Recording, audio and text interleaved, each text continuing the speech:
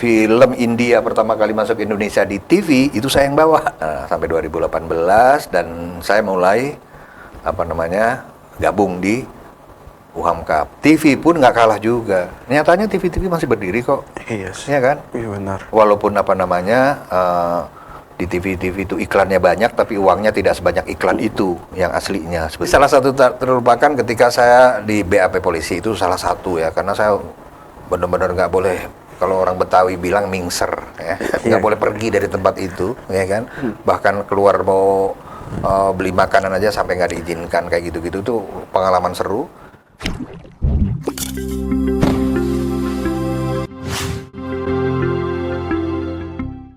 Assalamualaikum warahmatullahi wabarakatuh. Kembali lagi bersama saya Muhammad Ilham Nurwaspada di acara podcast Social Horizon. Pada kali ini kita akan membahas tentang potensi dan peran mahasiswa ilmu komunikasi dalam dunia industri pertelevisian di Indonesia. Sayangnya kontribusi ini seringkali luput dari perhatian publik, bahkan dari mahasiswa itu sendiri. Banyak yang belum menyadari bagaimana ilmu yang dipelajari di kampus dapat diimplementasikan dalam dunia nyata atau dunia kerja. Kita sambut saja Bapak Almunir Rahmat SE, mantan senior eksekutif produser dan sekaligus sebagai akademisi di kampus UHAMKA, khususnya di jurusan ilmu komunikasi, yaitu broadcasting. Selamat datang Bapak di Halo, apa podcast kabar? ini. Assalamualaikum warahmatullahi wabarakatuh. Gimana Pak kabarnya Pak pada hari ini? Alhamdulillah, selalu sehat ya. Kemarin sempat sakit, tapi udah sehat lagi. Alhamdulillah, saya senang nih bisa bertemu dengan Bapak lagi nih.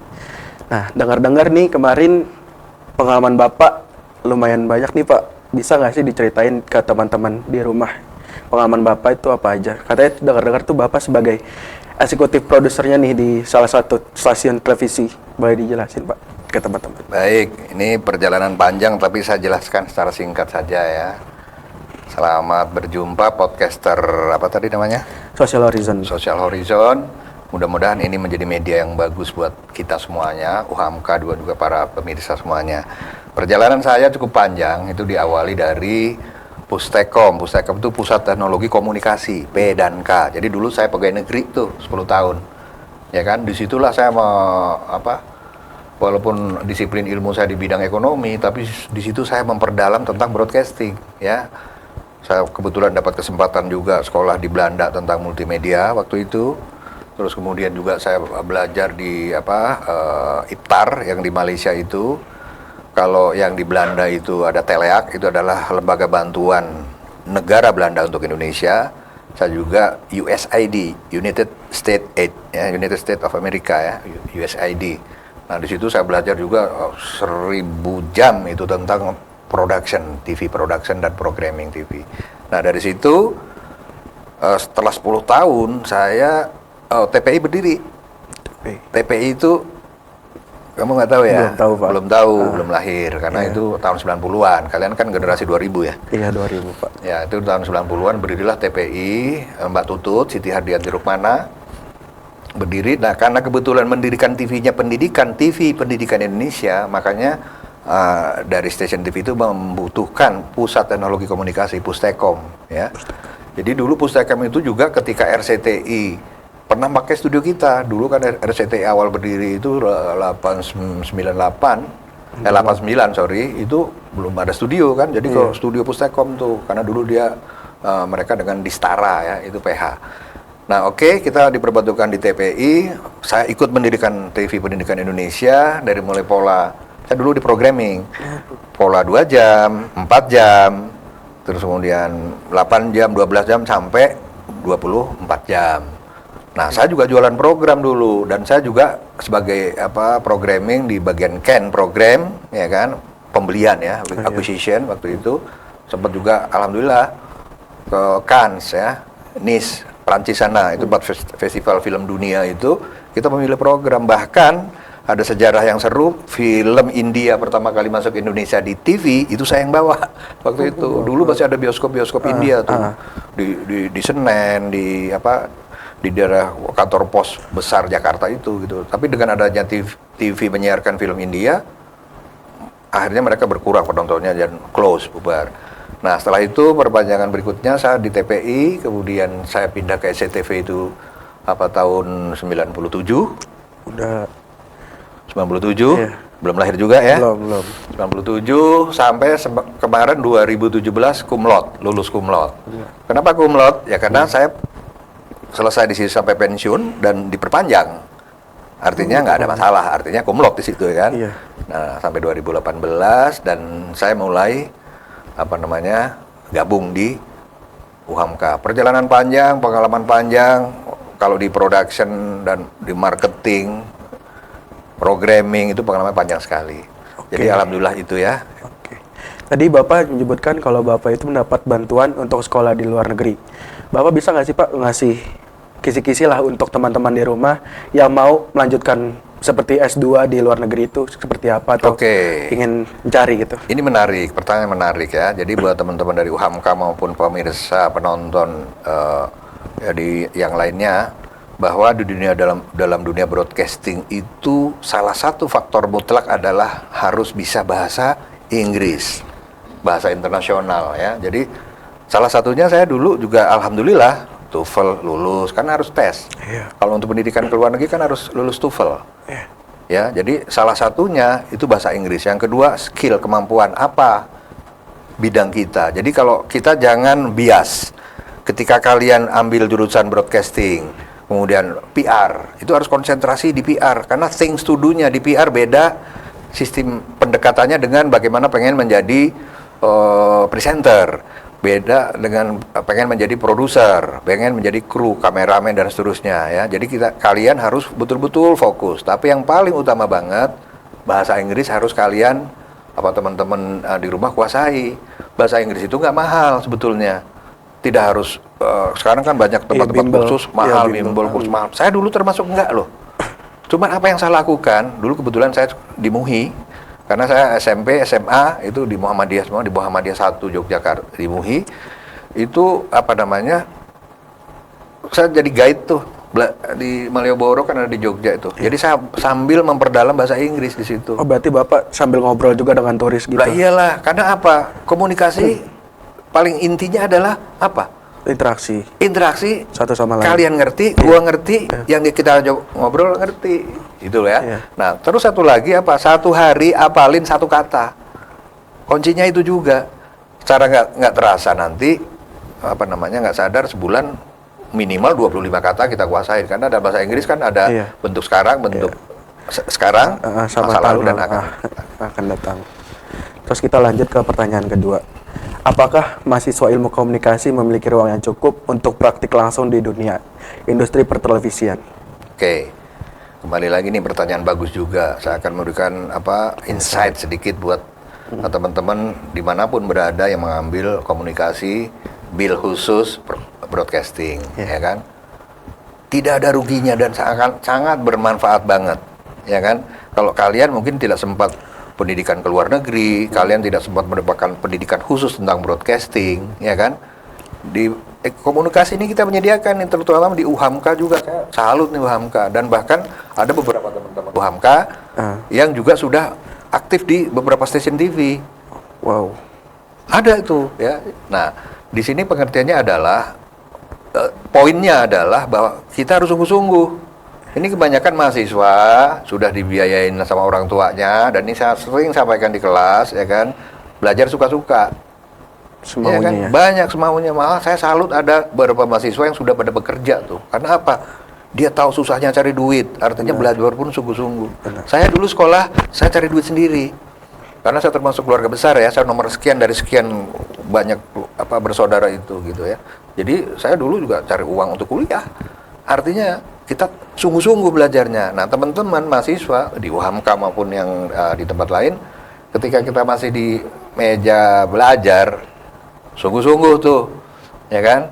Bahasa Inggris juga mudah itu, kalau kita mau, ya kan? Tapi kalau nggak ada keinginan, ya nggak bakalan bisa kalian.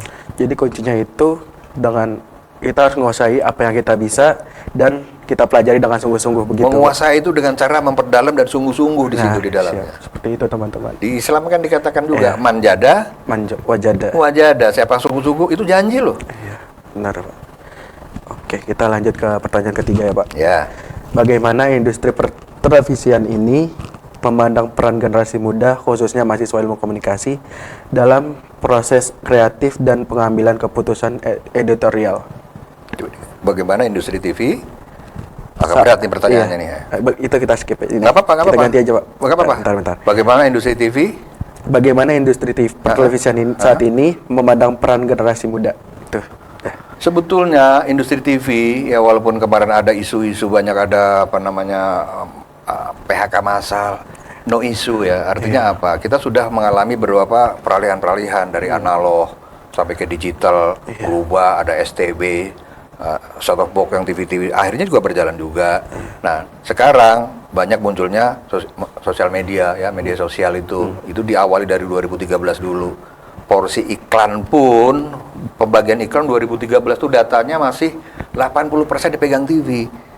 Itu dari angka 86 something triliun setahun ya.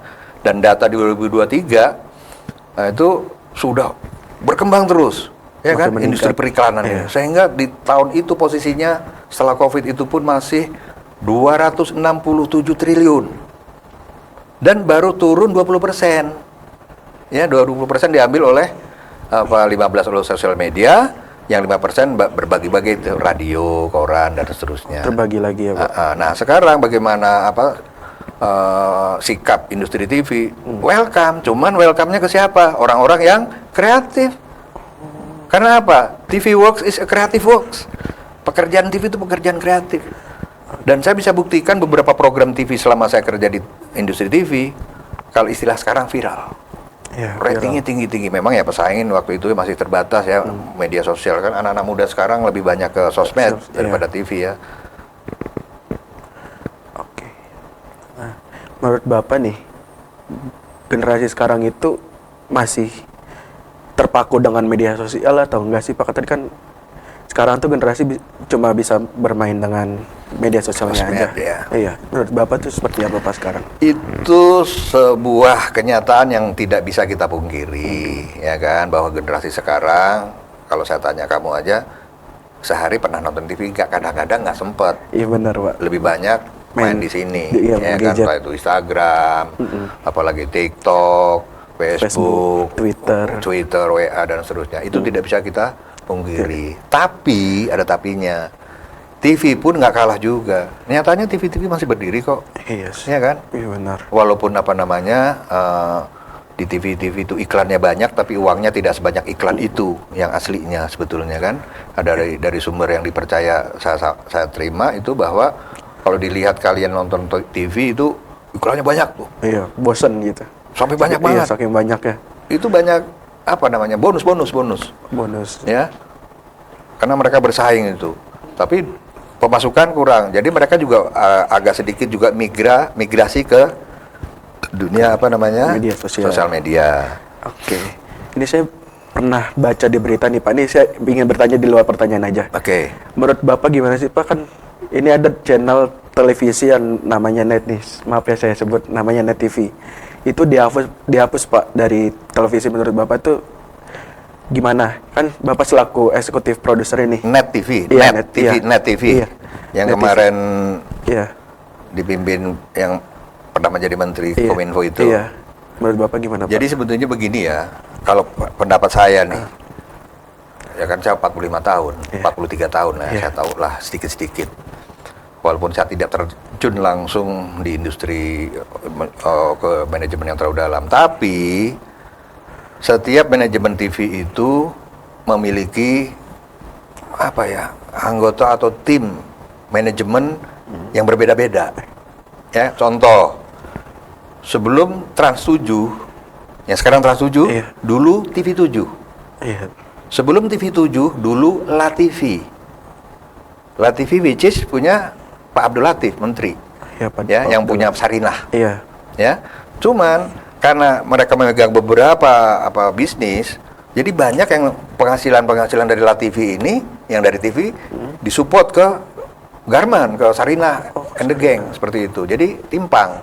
Nah, kalau saya tadi pertanyaan khusus tentang Net TV, kita lihat dengan munculnya Net TV, ya kan, seolah-olah kita lihat program-program net TV-nya keren-keren, Iya. bagus-bagus, bener nggak? Iya, sampai saya senang tuh nonton 86 tuh, Pak. 86, terus yang talk show-nya apa tuh? Ini ya kan? talk show. Ini talk show, dan itu eksklusif, keren, kualitas bagus, dan itu kan costly, Iya, ya, pakai apa anggaran yang sangat besar. besar. Itu berlalu-lalu terjadi dari tahun ke tahun, sementara mungkin bisa jadi dia tidak bisa introspeksi bagaimana pemasukan iklannya di situ. Ya. Jadi ketika terjadi seperti itu, titik equilibrium ya BEP-nya ya jauh.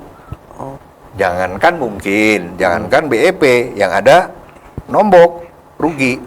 Itulah makanya kemarin sempat dibeli sama MD TV. Jadi Net TV nggak ada, dibeli sama MD. MD produksi apa? Sinetron. Ya kan? Dirubah kan namanya menjadi MD TV. Gitu loh. MD TV udah jelas sinetron banyak penontonnya. Iya. Gaya sinetronnya nggak eksklusif banget kayak program-programnya Net TV selama ini. Kayak gitu kan. Indosiar ya, Pak. Udah kayak Indosiar ya. Karena apa? Penonton itu kebanyakan kan C ke bawah. Mayoritas penonton TV di Indonesia itu kan klasifikasi A, B, C, D, E.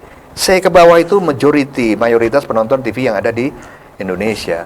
Kembali ke MDTV mungkin ratingnya tinggi dan mungkin juga beruntung di sana gitu loh. Banyak profit.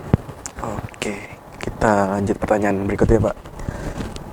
Apakah media televisi di Indonesia sudah memberi ruang bagi narasi-narasi segar dari mahasiswa atau justru masih terjebak pada pola-pola lama yang kurang memberi kesempatan? Oke, ini pertamanya bagus-bagus nih. Apakah media TV masih memberikan peluang buat generasi muda, terutama mahasiswa-mahasiswa yang komunikasi, broadcasting dan seterusnya? Sangat banget. Karena apa? Mereka akan mencari kemana? Karena sekarang ini sistem nepotisme kan berkurang. Dia akan mencari secara profesional.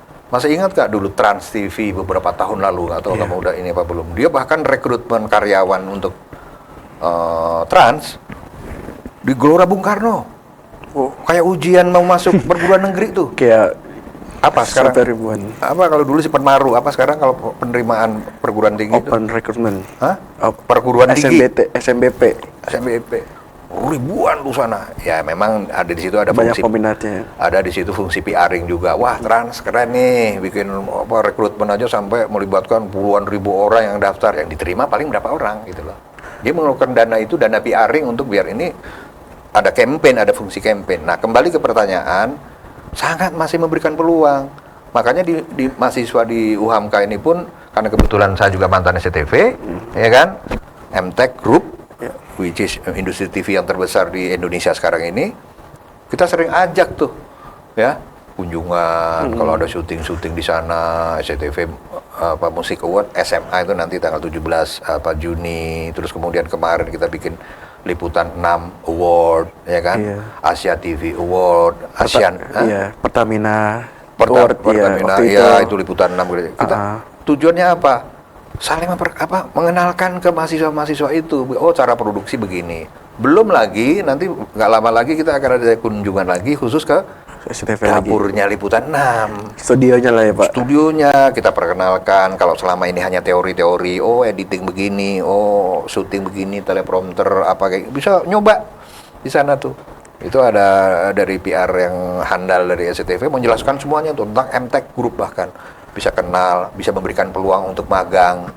Bahkan suatu saat kemarin juga bahkan HRD ya dari video.com tuh.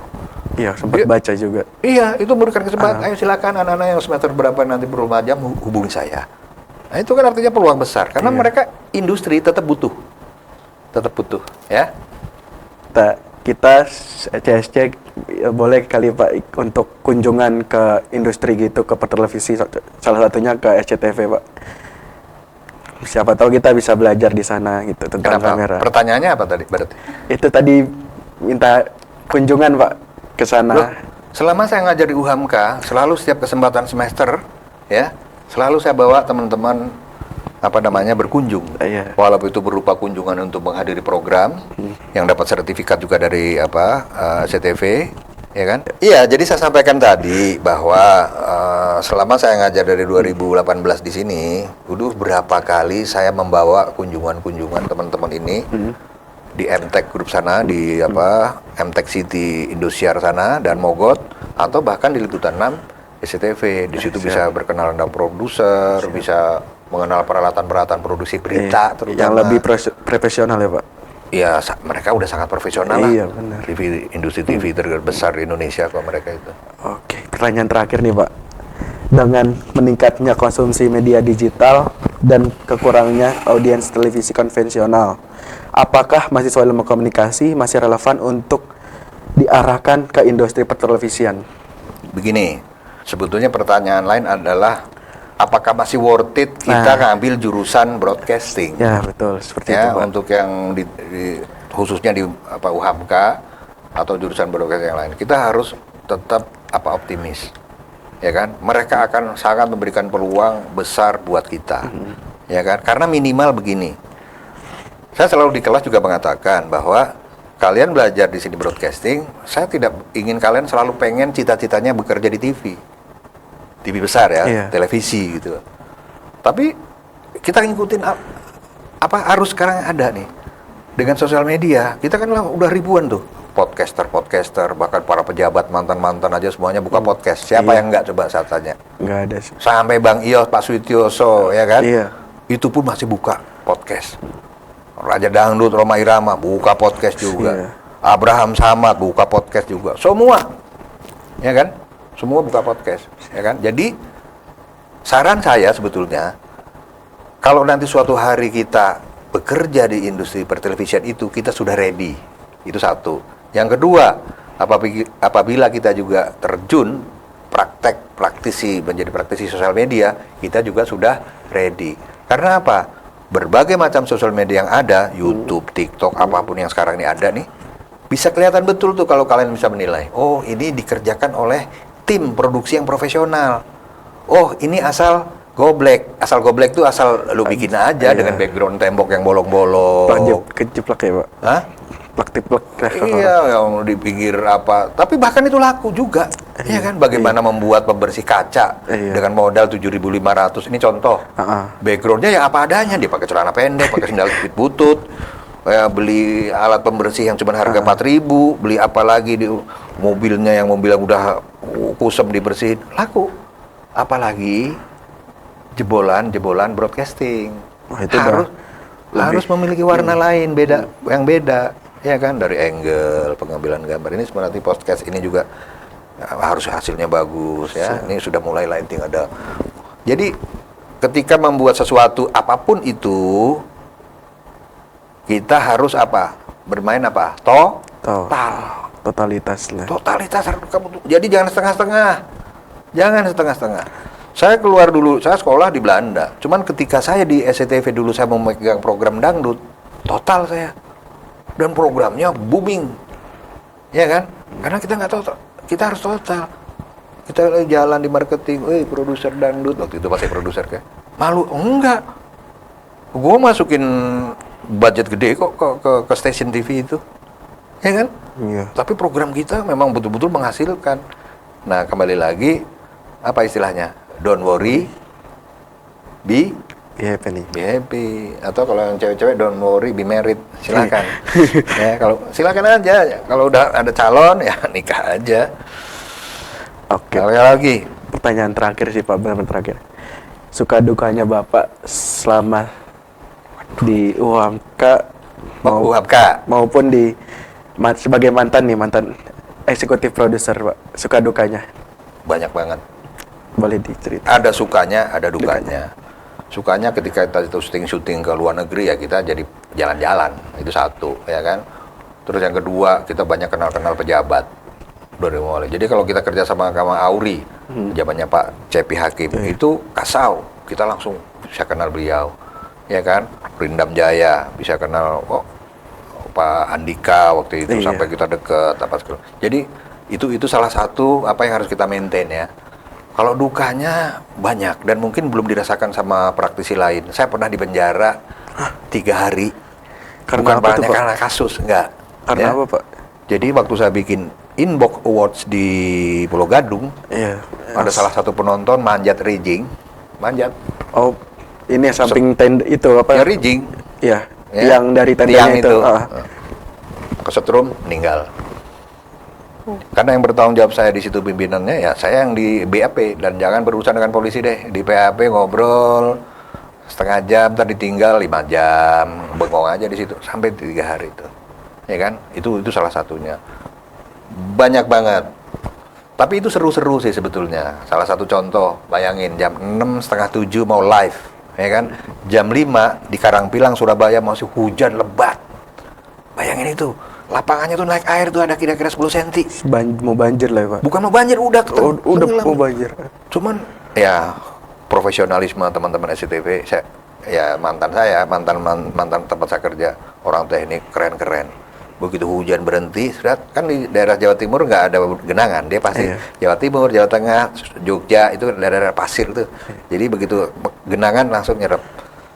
Tapi ada yang mesti dikeringin apa? Kanal U, kabel yang dari FOH sama panggung itu Takut nyetrum.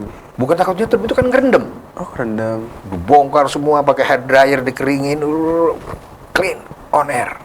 Itu banyak sekali ya. Nah, ini sebetulnya bahan-bahan pengalaman saya untuk teman-teman di UHAMKA sebetulnya. Di kelas apa sih akan ceritakan ini sebagai motivasi-motivasi. Jadi bagi teman-teman yang pengen ambil jurusan atau apa, UHAMKA kan memiliki ada FISIP, yang ada komunikasi, ya kan, yang ada broadcasting. Don't worry, ya kan, karena intinya daripada broadcasting itu bukan hanya TV, ya kan. TV kan hanya media sebetulnya, salah satu media, tapi sekarang udah banyak, ada sosial medianya, platformnya banyak banget tuh. Oke, saya mau nanya satu lagi nih, Pak. Dari sekian banyak pengalaman Bapak yang sudah hampir 43 atau 45 tahun, ada nggak sih pengalaman yang nggak pernah terlupakan di SCTV selama Bapak menjabat atau di balik layar lah, seperti itu? Tadi salah satu terlupakan ketika saya di BAP polisi, itu salah satu ya, karena saya benar-benar nggak boleh, kalau orang Betawi bilang mingser, ya, nggak boleh pergi dari tempat itu, ya kan, bahkan keluar mau beli makanan aja sampai nggak diizinkan, kayak gitu-gitu tuh pengalaman seru. Yang kedua lagi ketika mau ke Bandung mau jualan, nemenin marketing, kan tugas produser nemenin orang marketing mau jualan program special event waktu itu menjelang Ramadan, jadi kita jualan ke Bandung. Itu salah satu mobil kita yang dipakai ke Bandung overheat, panas. Ternyata radiator yang jebol itu 2 kilometer sekali berhenti, itu supirnya merangkak-rangkak nyari-nyari air, di refill lagi airnya.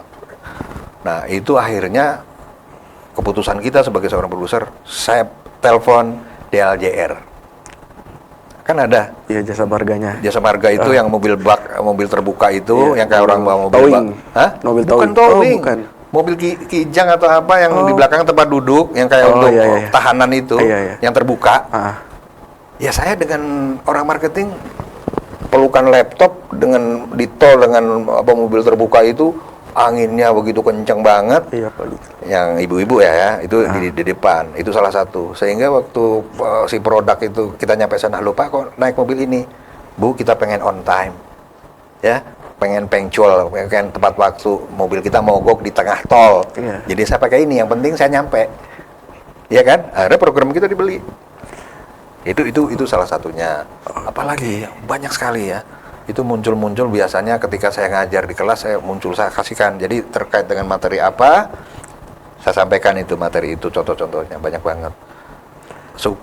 Banyaklah suka dan duka, namanya orang bekerja ya. Tapi intinya adalah para praktisi kalian mahasiswa jurusan broadcasting itu adalah calon broadcaster Indonesia nantinya, menggantikan senior ini, kan mereka kan ada waktunya semua itu. Anak-anak muda lah kalian ini yang bakal nanti menggantikan posisi-posisi itu.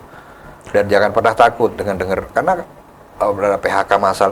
PHK itu sebetulnya strategi perusahaan juga, ya kan? Tetap anak-anak muda rekrut lagi nanti. Oke, kita udah di penghujung acara. Iya. Pernyataan terakhir mulu nih pertanyaannya nih. Iya. Ini Pak, kita butuh kesan dan pesan dari Bapak untuk mahasiswa khususnya di jurusan ilmu komunikasi ini, Pak. Oke. Buat teman-teman yang kebetulan mengambil jurusan broadcasting di komunikasi ini podcast mungkin bisa ditonton di mana saja. Satu, ya pasti sungguh-sungguh di dalam bidangnya itu. ya kan? Jangan nggak fokus. Ya, karena dulu pernah ada, kalau ada di CTV atau TPO orang artis datang, Pak, saya masuk TV, yang penting saya jadi apa aja. Kan bingung tuh, ya kan? Yang penting dia masuk TV. Jangan begitu, kita harus fokus. Oke, gue pengen jadi apa, gitu ya. Fokus satu. Yang kedua, perdalam apa tadi? Bahasa Inggris. Bahasa Inggris ini mutlak loh, saya kasih tahu loh. Perdalam bahasa Inggris. Karena once lu kagak mampu dalam berbahasa Inggris minimal gitu, sayang, kasihan. Dan harus kreatif. Karena kamu bekerja di sebuah perusahaan itu pengen ngirim seseorang ke luar negeri. Sementara di perusahaan itu ada beberapa orang, 4-5 orang. Kira-kira dipilih yang bisa bahasa Inggris atau enggak? Yang bisa dipilih, bisa. Pasti dipilih, makanya ayolah come on ya. Bahasa Inggris ya, diperdalam seperti itu. Oke, Dan terima kasih. terakhir ya, hormati orang tuamu. Siap. Bagi yang beragama Islamnya jangan tinggalin sholat, agama yang lain jangan tinggalkan ibadahnya. Itu ya kunci juga. Itu aja. Oke. Saya buat kesimpulan dulu dari acara ini yang udah banyak pertanyaan yang saya tanyakan ke Bapak. Yang pertama itu, jangan pernah takut untuk mencoba, terus semangat, dan jangan lupa dengan orang tua, terus jangan lupa sama ibadahnya. Terus yang kedua, belajar bahasa Inggris ya Pak. Tadi seperti yang Bapak bilang. Itu mutlak, pelengkap tuh harus. Ya. Terus pokoknya jangan takutlah untuk mencoba semua yang apa kalian lakukan tuh harus. Dan jangan pernah takut jurusan broadcast ini nggak diterima di broadcasting. Jangan takut. Seperti itu. Sekian dari pertanyaan saya pada hari ini. Terima kasih juga untuk Pak Munir nih yang udah sama-sama memberikan udah menyempatkan waktunya untuk hadir di podcast ini. Sekian dari saya. Wassalamualaikum warahmatullahi wabarakatuh. Waalaikumsalam warahmatullahi wabarakatuh. Ya, Pak.